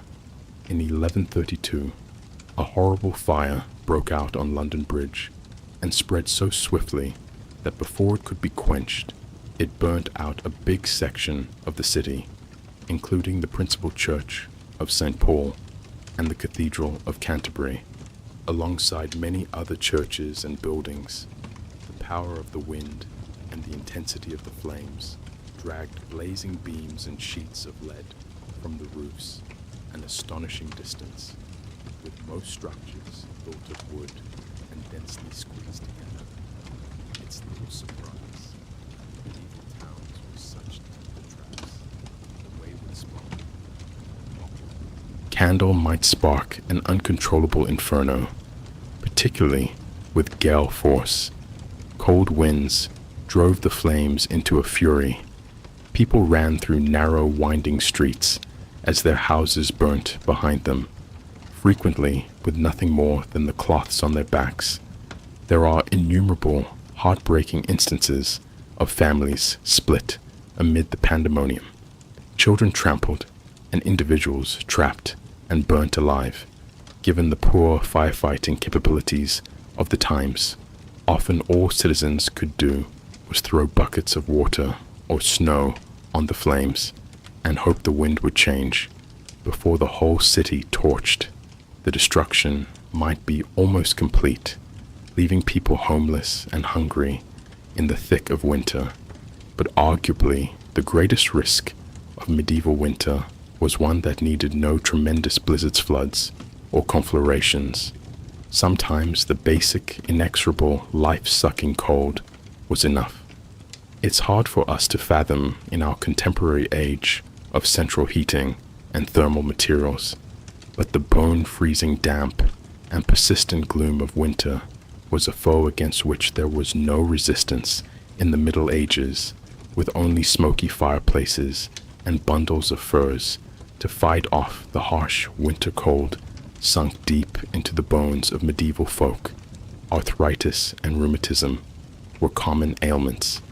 The ache gets worse. With every passing year, extremities progressively grew numb, then black with frostbite pneumonia, and influenza ran wild in close quarters. The cold seemed to sink into the very soul, sapping all vigor and life. The 6th century British monk Coldest offers a dismal picture. In his essay on the downfall of Britain, the nights are long and dark, the days dismal and frigid. The air stings with malice. The frigid gusts pierce to the bone. Everything is shrouded in snow and frost. It is a moment of enormous misery for man and beast alike, when all the world looks dead and frozen. Imprisoned in the grasp was a chilly hell for the elderly and fragile. Particularly, winter was a season of dread defined by a despairing fear that the warmth would never return. Individuals heaped on every layer of clothes and cuddled together for warmth. Yet still, the cold creeped in. Flames sputtered and died in the moisture, leaving behind plumes of noxious smoke that burned the eyes and constricted the throat. Gasps and sniffles reverberated in the darkness, intermingled with the cries of the ill and dying. The cold retained its icy hold round the clock, converting exhalations to ice and chilling appendages. It appeared to approach chilly fingers into the chest, compressing the air and congealing the blood. Even the youthful and healthy moved as if through deep water, slow and yielding. There was no escape. Winter's grasp in the Middle Ages, no Florida getaways or comfortable electric blankets. To take the edge off the cold was a continuous ruthless friend, sapping vital energy essential for life. It's no, because the medieval world evaluated the passage of time, not in months or years, but in how many winters one managed to live. To make it through to another spring was a success, one that got more harder with each passing season. Yet nonetheless, despite the terrible circumstances, the widespread sickness, the gnawing hunger, and the life-snatching cold, the people of the Middle Ages suffered year after year. Cold after harsh winter, they shouldered on armed only in their stubborn spirits. As the last tiny stocks of sustenance ran low, they tightened their belts another notch until the fire burnt down to flames. They dragged another torn blanket near, and as the blackness rushed in from all sides, they nestled together and whispered prophecies of happier days to come.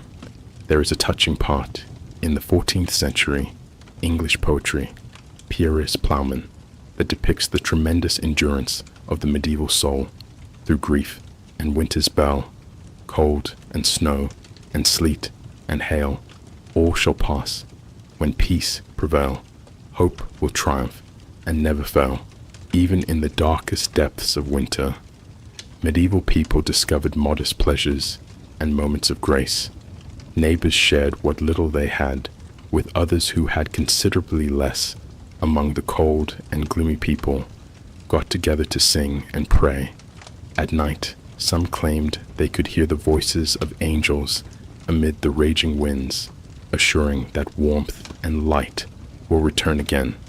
And so the inhabitants of the Middle Ages hung tight to hope, clung firmly to life, and kept their eyes focused on the distant horizon, where spring waited in wait. They knew in their bones that winter, no matter how cold and unyielding, was always a transient situation. The sun would return, the snows would melt, and the globe would be resurrected as verdant and magnificent, as if winter had never arrived at all. All they had to do was survive and endure. They did with a strength created amid the very ice and stone of the season. The winters of the Middle Ages were terrible, unforgiving, and apparently forever. They brought starvation, sickness, ruin, and death. Yet they also brought forth the finest in the human spirit, the unbreakable determination to endure, to cling tight to hope, to come together in compassion and goodwill. The medieval world was tempered in winter's chilly furnace and emerged stronger for it, a bit tougher, a little wiser, with a bone deep respect for the turning of the seasons. So maybe we can draw a lesson from our medieval forefathers as we moan about scraping a few inches of frost off our windshields. For them, winter was a matter of life and death. A season should be endured with clenched teeth and unbreakable courage, and survive. They did, handing down to us their stories of winter's fury and the indomitable strength of the human spirit amid the darkness of our contemporary winters. May we recall their strength and find in it the motivation to shoulder through our own terrible days. The people of the Middle Ages confronted winter full in its frigid face and refused to submit. They braved floods and starvation, blizzards and blackest night. They buried their dead in cold earth and awakened to the cries of the starved. Yet always, they clung close to the promise of spring. And if they could make it through winter after winter with nothing more than faith and furs, then perhaps we can find the resolve to confront our own trials, knowing that the thaw will come and light will return. The severe winters of the medieval era may be long behind, yet their teachings resound through the years, a tribute to the eternal strength of the human spirit. Thus let us tread in the footsteps of our ancestors and face winter's cold with bravery, compassion, and unshakable hope, because if they could survive the darkest season with heads unbowed, then so too may we. Winter is approaching, but spring, as the medieval world knew so well, is never far behind. As the chilly winds howled over the freezing countryside, medieval peasants gathered around the flickering light of the hearth fire, snuggled close for precious warmth. They recounted stories of winters beyond those terrible and merciless seasons that tried the mettle of even the hardiest hearts in poor huts and magnificent palatial mansions alike. The sting of winter's chilly breath had no boundaries. Drafty shutters and flimsy thatched roofs gave scarce shelter from the harsh cold, from peasants to nobles.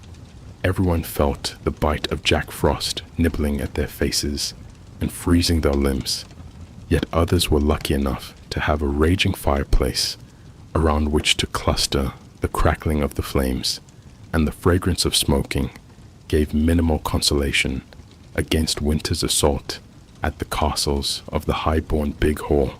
Stoves devoured tremendous amounts of wood, accompanied by shivering slaves whose labors never ended. Yet even the mightiest noble trembled to walk beyond the fire's light, for winter's frost has a way of penetrating even the toughest stone walls and costliest furs. For those of humble birth, the season presented an exceptionally bleak and laborious fight for existence, their crude-hewn hovels boasting virtually little in the way of creature comforts.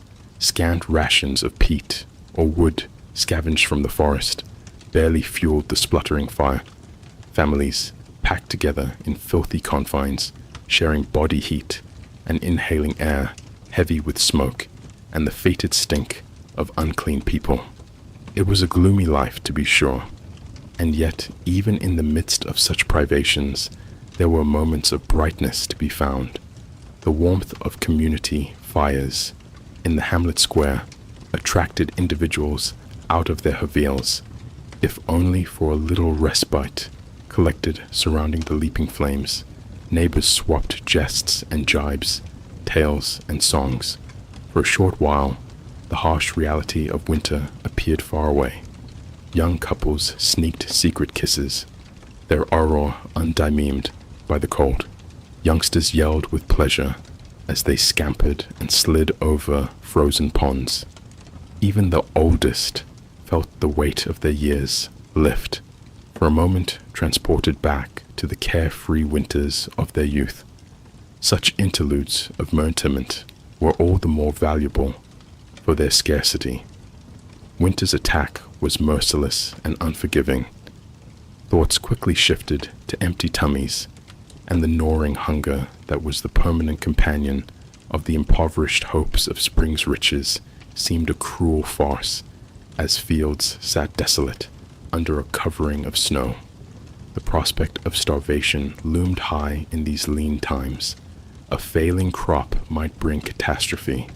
For whole towns, many a mother watched anxiously, despair as her child's cheeks became pale and their eyes darkened with the lifeless glare of starving. The grim mathematics of lack fostered a particular type of desperation.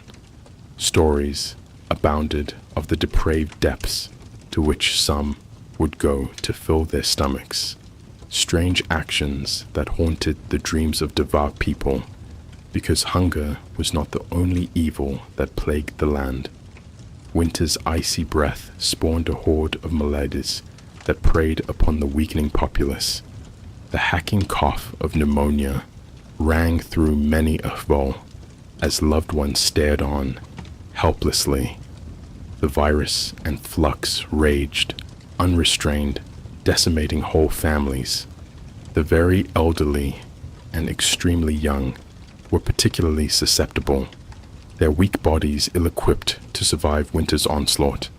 Yet arguably the greatest cruelty was saved for those compelled to go out into the teeth of winter's wrath.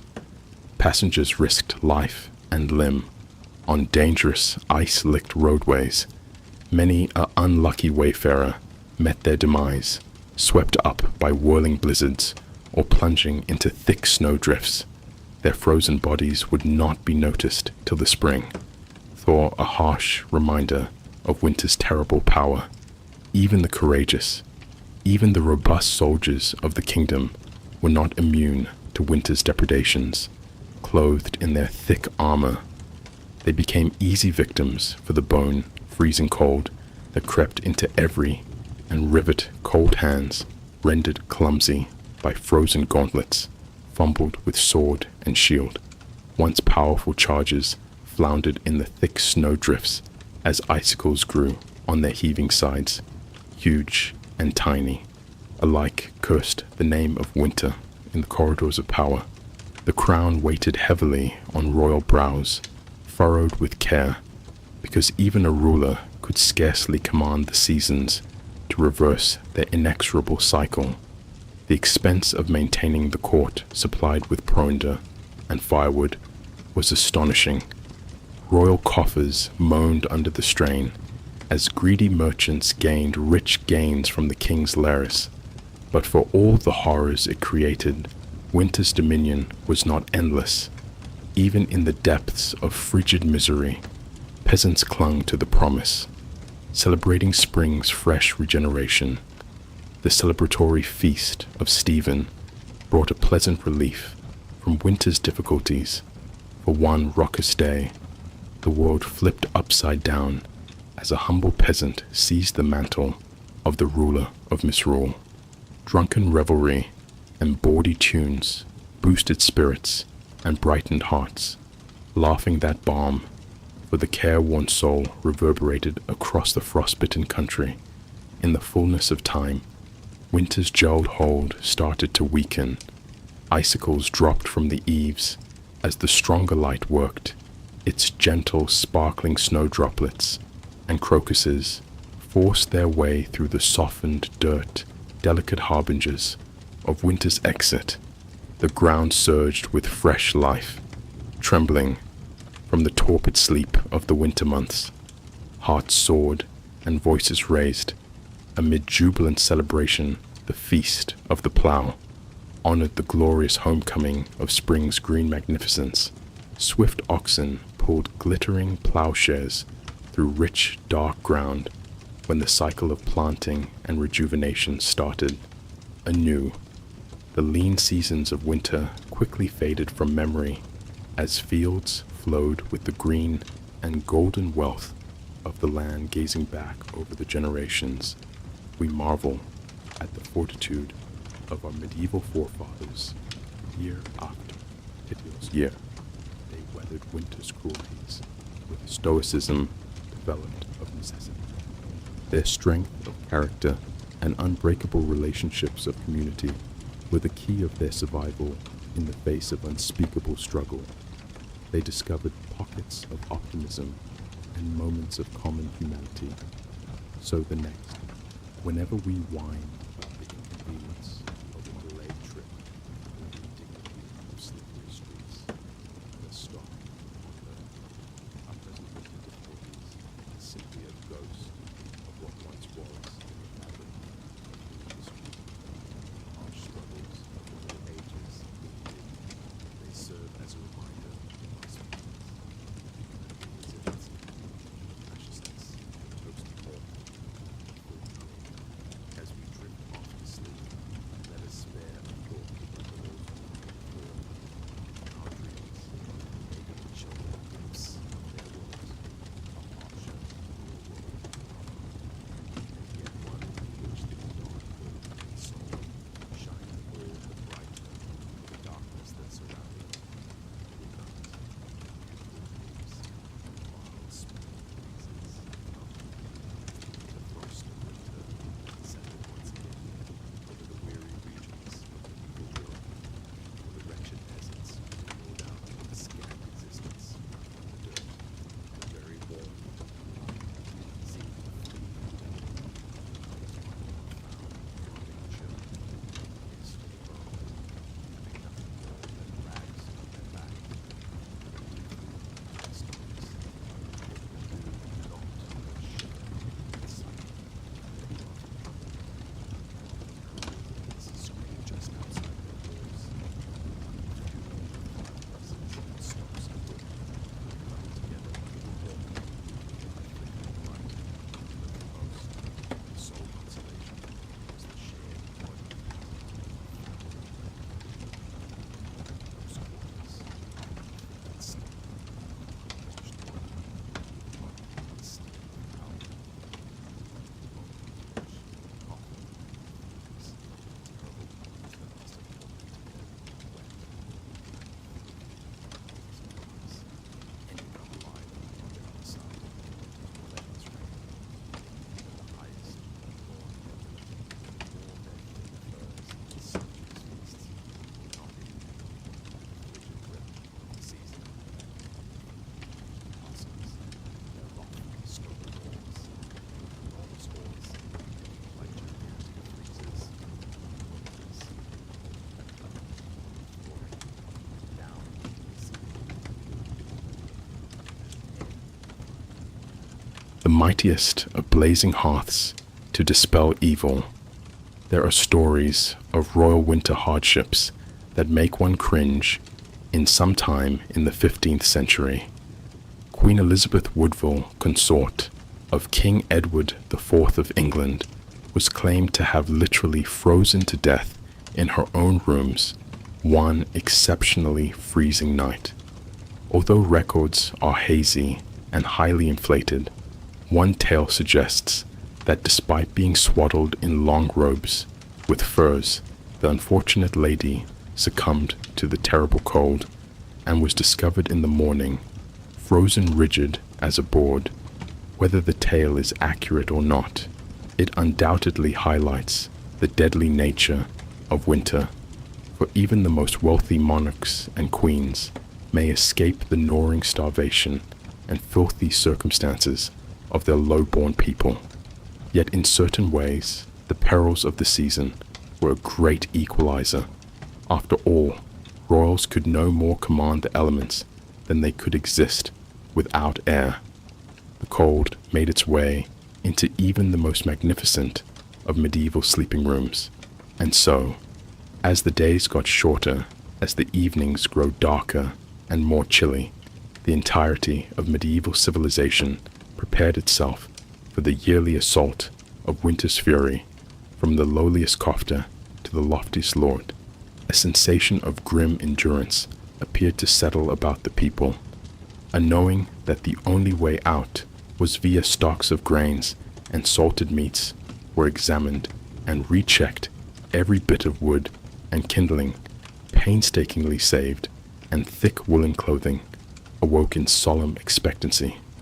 The lone spark of levity and hope in the entire dreary situation came with the Christmas celebrations commemorating the feast of St. Nicholas on December 26th. For a few joyous days, the conventional social order was delightfully upended, as a lord of the rule was selected from among the peasants to head over a bawdy array of feasts, dances, games, and general fun, with tummies full of alcohol and wine cheeks reddened from the crush of people and the exertions of raillery. The simple people may for a short, brilliant moment forget the lengthy privations of winter and bask in the delights of life and community. One can image the sight of loud celebration bursting in halls and public squares over the nation, the raucous laughing, the wheezing of reed pipes and fiddles, as the people capered about in a swirling vortex of color and joy. For once waves and noblemen merged with the customary boundaries of class and position, eliminated in the spirit of friendliness and fraternity. The lord of misrule, possibly a puffed-up young peasant kid with lights in his eyes, made pompous proclamations and foolish directives to the thrill of all. It must have been a heady thing, that explosion of misrule and satinia among the bleakness. Just like with all things, the Christmas season was merely a momentary respite, the eye of the storm. After the Ool, wood burnt down to embers, and the final bowl was empty. The folks wandered back to their hearths, and the painful cold darkness once again descended the guy of St. Stephen's Day, and the lord of misrule's short, dazzling showers were replaced again by the hard task of life. As winter tightened its hold over the following long stretch of months, time appeared to slow to a cold, but with the ground frozen and unusable, there was nothing for the rural people to do except bunker down and beg for deliverance.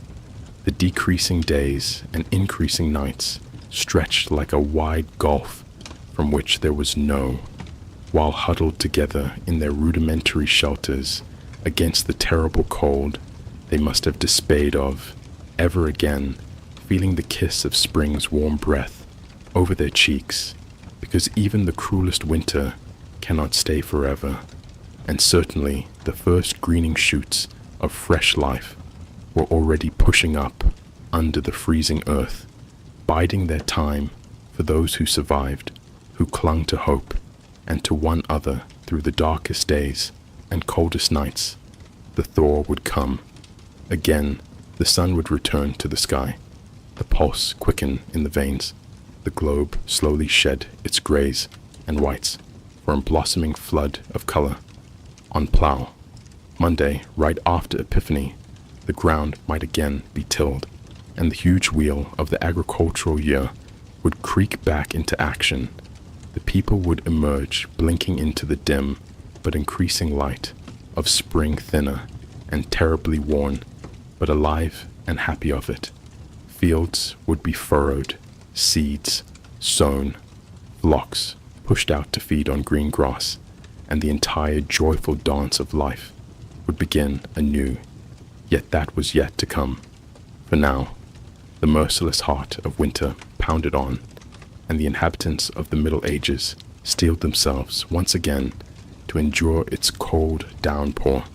They took what comfort they could from their scratchy woolen cloaks, their smoky hovels, their limited stockpiles of food, so meticulously laid by but most of all from each other in a world so afflicted by adversity and hazard. When the very season appeared, bent on squeezing the life from their bones, they survived, as they always got joined, nobles and peasants, young and old, shivering and hoping under the identical, lean winter sky, waiting for the spring that must sometime arrive. And so they huddled down in the darkness and the cold, listening to the melancholy howl of the wind and the groaning of the ice, telling what stories and creating what fantasies they could to beguile away the long winter evenings. Maybe they envisioned a future when the winters were gentler, the hearths warmer, the stomachs bigger, a world their trembling hands and chilled bones would construct for the years to come. Or perhaps they just held tight to what shreds of light and optimism they could conjure in the time, knowing that even the darkest winter must finally give to spring in the face of such severe situations. The power of the human ability to persevere and have hope in better days ahead is certainly a miracle. One cannot not but feel a flood of respect for the bravery of our medieval predecessors who confronted each harsh winter as an obstinate opponent and arose year after year to welcome the spring on the opposite side. Let us then lift our heads to those long ago rulers and peasants who suffered much and yet endured far more in our contemporary world of central heating.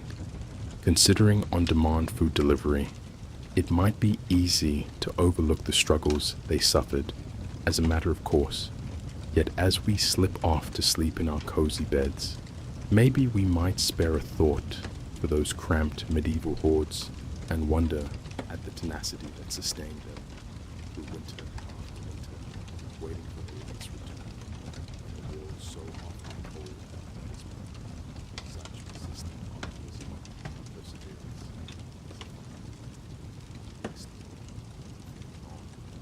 Their faraway remains, while behind swaddled chambers, like blood, souls, what went as the long winter months on, the peasants look forward to their chance, improve their spirits,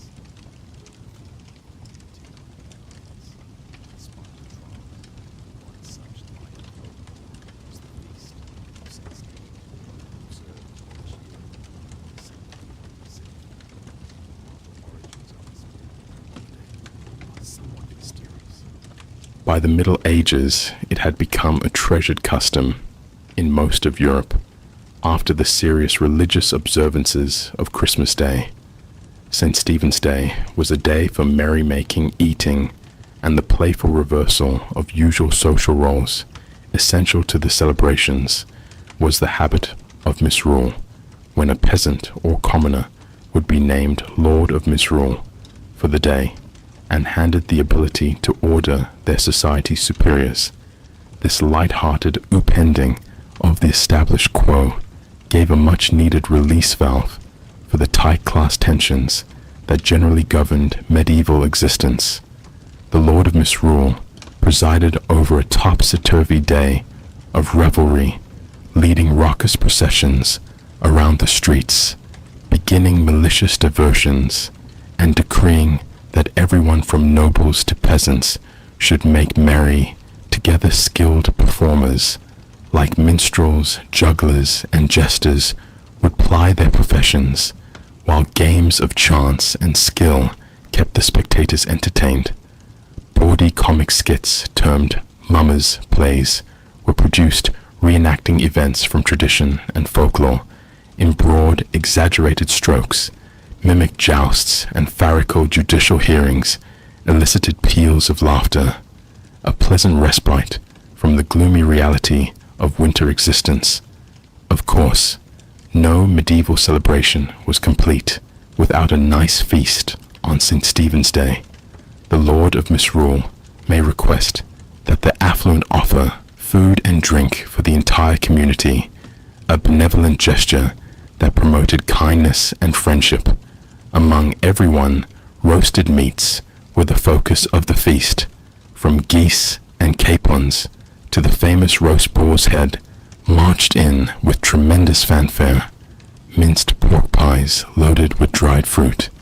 The spices gave a pleasant pleasure, while the wassail bowl ran freely, the warm spiced cider strengthening everyone's spirits. One can practically hear the laughing and energetic talk resounding through the corridors, soaring above the stormy winter winds outdoors. For one short, beautiful day, the challenges of winter melted into the backdrop as the community joined together in a mood of pleasure and fellowship. As the feast completed and the revelers scattered back to their hearths, they took the warmth of the celebrations with them, like a flare of pleasant firelight in the dark, the assurance that they had friends and neighbors to depend on, that they could seeking moments of fun and lightness even in the bleakest situations, undoubtedly helped buoy their spirits for the hard days yet ahead, and somehow the winter's cold grasp looked a little less harsh. The roaring winds a bit more manageable when one had a tummy full of wonderful food and a heart full of camaraderie. The feast of St. Stephen was an opportune reminder that even the darkest gloom of winter will soon surrender to the first optimistic stirrings of spring. The delicate sprouts of fresh life started to hesitantly emerge as the winter snow retreated, as the frozen earth started to melt throughout the countryside.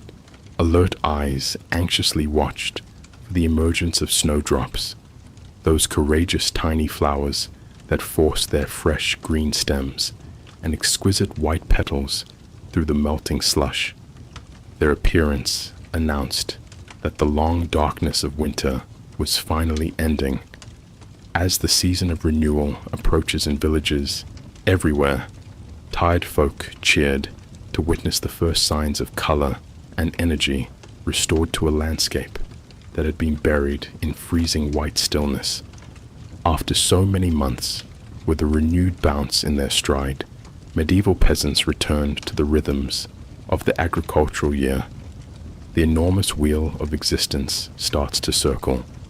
Once additional hibernating cattle were moved out to meadows, beginning to green anew, as the farmer tied his crew to the plow, ready to churn the softened dirt. The first Monday after Epiphany, dropping 1st January, started to be known as Plow Monday. For this precise reason, it commemorated the point when the soil could be cultivated again, following the winter freeze, inaugurating the labors of a new farming season. Plows that had been put up for the winter months were pulled out and blessed in happy plow. Monday processions across the fields as plowmen went from house to door, collecting food ale and tiny money, all with anticipation of the effort and harvest to come.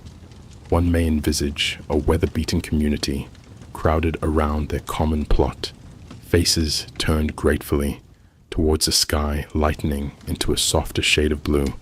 With hoes and digging tools in hand, they prepare to bury the first hopeful seeds into the receptive soil, an act of trust that spring will triumph, winter in due time. Among them is the wizarded elderly grandma, a youngster gripping each withered hand as she teaches them how to sow the peas, exactly like her own. Grandma had told her many long springs ago. The tiny kid chuckles with excitement as a rotunded earthworm wriggles away from the mud, while the elder gravely places each seed into its waiting empty. It was times like these that wisdom transferred from old to young, with growth sprouted afresh, that made all the privations of winter worthy. The sweet grin crinkling the grandmother's eyes carries the promise that the dark days are past and life is returning to the earth once more as the seeds snuggle into their clay homes, as the stronger light starts to coax green shoots from the ground.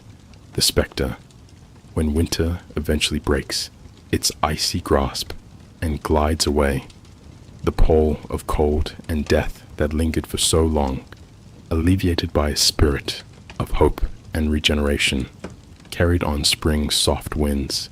Looking back from our present vantage point, it is depressing to think on the vast tenacity and endurance it must have needed to withstand the severe medieval winters year after year, with none of the facilities and pleasures we frequently take for granted.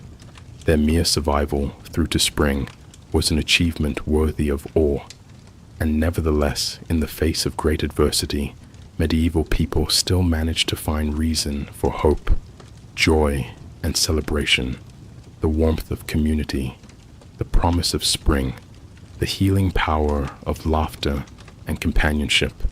They were the lights that carried them through winter's deepest depths. Maybe as we cuddle closer beneath our comfy blankets, cozily sheltered from the cold, we could spare a thought for our long-ago forefathers. The next time the cold wind rattles our windows, as we moan at the cold, we could halt and grin, wryly knowing that our winter troubles likely pale in contrast to what they endured year after year, century upon century. And as we drift off to sleep, we may continue the understanding that we too contain an ember of that same indomitable summer that kindled in the hearts of medieval peasants, the conviction that spring always returns and life continues on, no matter how gloomy the winter night.